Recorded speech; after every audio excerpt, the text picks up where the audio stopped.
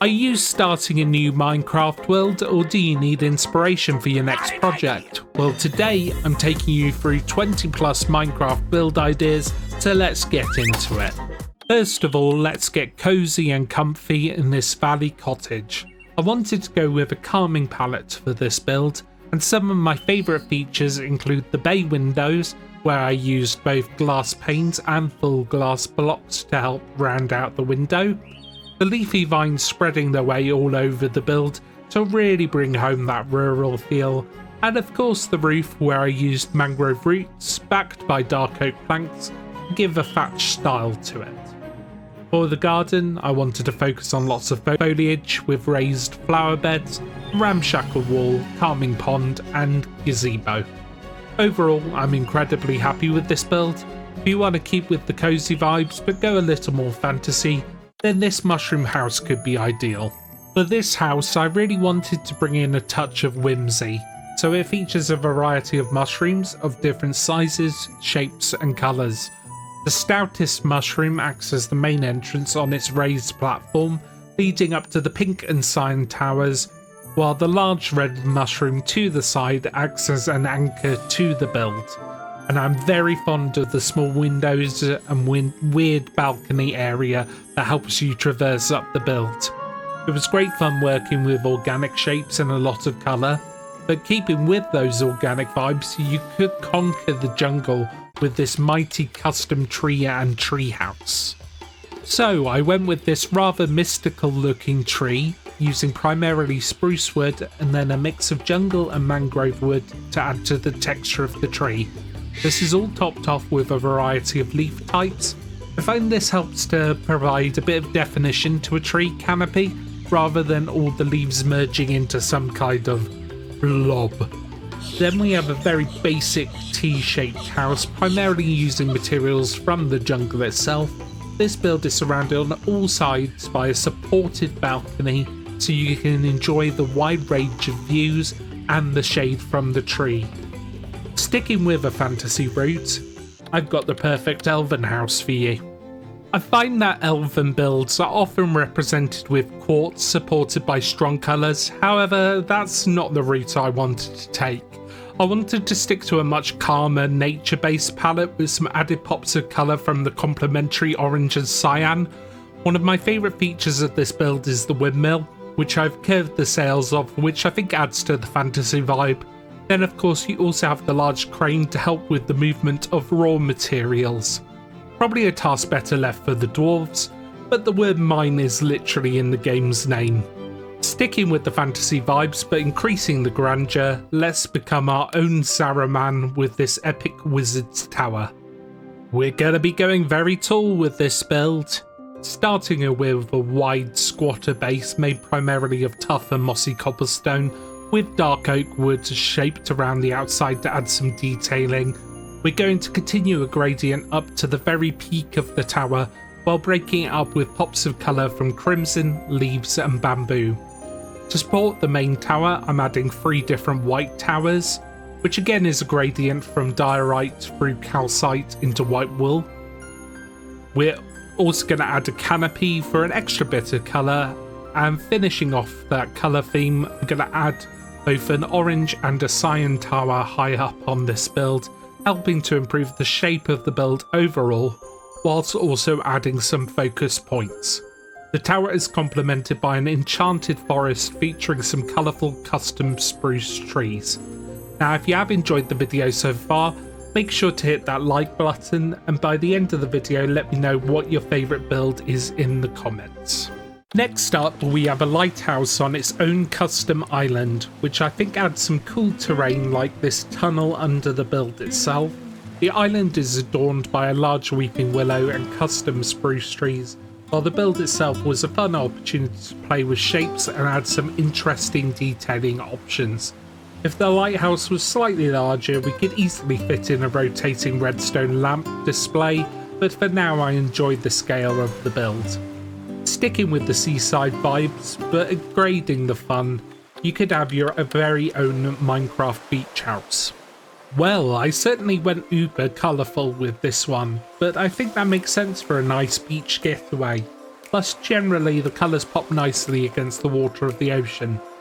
The build provides plenty of options for viewing out across the sea, and on the beach I did some very basic training, added some custom palm trees and a fun campfire party area with a huge slab of food ready to be roasted. From down at sea level, let's move up into the mountains with this lantern-inspired hanging mountain house. This build was actually my starter house on a server prior to getting into content creation. It has since been updated with the use of cherry wood and a little bit of bamboo.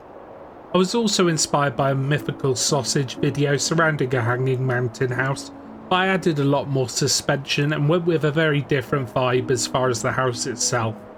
Overall, a very fun build to see peeking out of the distance, high up in the air. Now we could stick with the mountains, but take things in a slightly different route. Let's say an industrial route with this steampunk factory. For this build, I wanted to go for a mix between an oil well and a steampunk factory. There is a reliance on the copper piping and water steam vats that you might see in steampunk, but the copper and andesite machinery gives off a distinctive pump vibe to me, before being brought back around to the steampunk aesthetic with the huge chimneys at the top of the build. This could be used as a base, but was also primarily designed as a trading hall for the likes of armourers, weaponsmiths, etc. Or it could even be used for a furnace array. Plenty of options. Sticking with the steampunk vibes, how about we launch ourselves into the sky itself with a steampunk airship? There are a lot of things I am fond about in this build. The palette, the cogs, the whimsical chimney, the almost helicarrier-esque fans, and of course the huge hot air balloon. But the best thing about getting a general shakedown for a build like this is you could take it into a variety of directions, such as this cherry and crimson airship with a fairly unique sail, which I used as my starter base on the Channel 64 SMP Season 3. By the way, that is an ongoing series, still in its infancy, so if you fancy checking it out, I will be putting a link at the end of the video. Before we head completely back down to Earth, let's visit one more mountain and this lovely observatory. Although cold colours in a cold environment can certainly work well together, I think bringing a bit of warmth to these mountains is a great idea. It helps to stand out the build as a real landmark in an otherwise desolate environment. Also, you're not going to need to worry about the lights of the city drowning out all the stars in a mountain such as this. But be careful.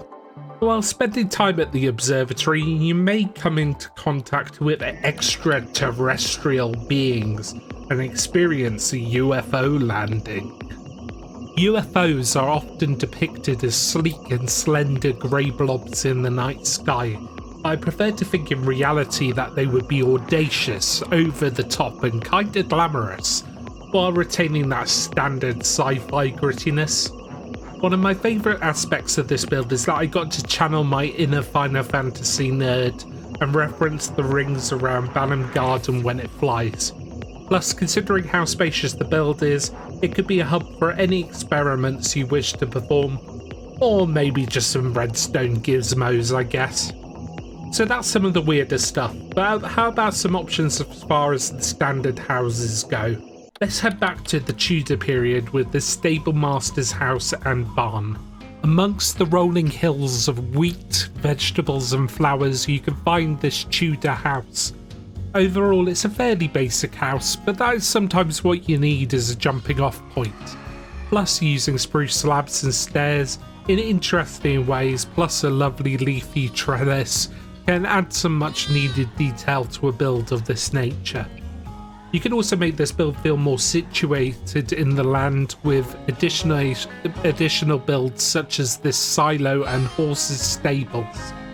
On the other hand, with the barn, I went very monochromatic and heavy on depth and detail. This is more posh than your average barn, of course. Plus, the barn comes with its own pair of silos, which could be perfect for hiding away storage, while adding a bit of contrast to the rest of the build. Now, are you ready to move out of the medieval age and into something modern with this cliffside house? It seems in recent years modern houses have started to move more into the realm of adding colour and wood materials to the otherwise slightly lifeless concrete. So I took big advantage of that, as well as adding foliage, and of course it can't be a modern build without huge windows and a swimming pool. In my opinion, the key with these builds is a variety of shapes, depth and height to make the build more interesting overall. Okay, with modern out the way, let's head to the east and the great country of Japan and try out some more traditional building. Japanese building, especially in Minecraft, tends to lean towards the more traditional builds, and I wanted to honour that whilst adding my own spin on it. The heavy emphasis on a variety of roofs and the colours red, orange and green, which are often seen in these types of builds, are all here. I've also added a nice balcony area and an emblem of a dragon made out of bamboo. It's always fun to play around with trapdoors, slabs and stairs and see what shapes you can create. This build would look even better with some trees, maybe a bridge, koi pond and a tea room. Maybe this is something you could take on yourself. We've really injected some colour into this build, and let's keep along that vibe with a Bavarian inspired house. Bavaria is a region of Germany, and from all my research typically has houses with exposed beams, colour and a lot of flora, so I've done my very best to replicate that here. Bavarian is actually one of my favourite styles to build in. Often people can feel trapped in one style of building, but I highly encourage trying out a variety of styles like in this video, to increase your range of skills while also circumventing boredom. By the way, if you are enjoying this video, make sure to subscribe. My channel has a heavy emphasis on Minecraft building, and on Channel 64's we have a lot of storytelling. So if you enjoy that kind of thing, I hope to see you around more. A lot of these builds have been surrounded by a lot of greenery, so how about we bring a touch of that to this desert oasis house? Desert builds often seem to have a very muted palette, but considering a lot of it is based on ancient Egyptian architecture, it is worth considering the use of colour, as this is something they seem to rely on. In an environment like the desert, these aspects of colour can really make a build stand out, and when you combine it with the desert oasis foreground, the builds can be an event in a biome such as this. Also, make sure to consider the use of a variety of height and shape to the build to make up for the flat roofs and provide a lot of opportunity for shade. Now, this has been a great journey, but we've yet to face the perils of the Nether, so let's take a look at this grungy cyberpunk style house. I have to admit, this was my first ever time working in a cyberpunk style, but I highly enjoyed this build and think it worked particularly well in the Nether. It's always fun to take the opportunity to use blocks that you are less familiar with, such as basalt, red nether bricks and frog lights, to make a unique build. The ominous glow this build gives off seems to work really well in this environment, and it's certainly a build style I'm going to approach more in the future. Okay, we've come to the final build of the episode, so let's end with a bang, and the second biggest build of the episode with a huge Viking longhouse. In my opinion, asymmetry can be a often underutilized friend in Minecraft building, but I have to admit, when a symmetrical build works out, it can certainly be very special. This arguably would not be a simple habitat for a Viking, and gives off more of the vibes of a feasting hall, meeting place, or maybe a mansion. I'm pretty certain Vikings didn't have mansions, but anyway. The roofs were one of the key aspects of this build, allowing it to expand into the sky from its simple rectangle buildings, although I did add some offshoots to either side to provide some depth and improve the shape. Once again, the build is fairly monochromatic, but that felt appropriate, except for a few splashes of red to add some extra interest to the build. I hope you enjoyed. Thanks so much for watching. Like and subscribe. Love ya. Bye.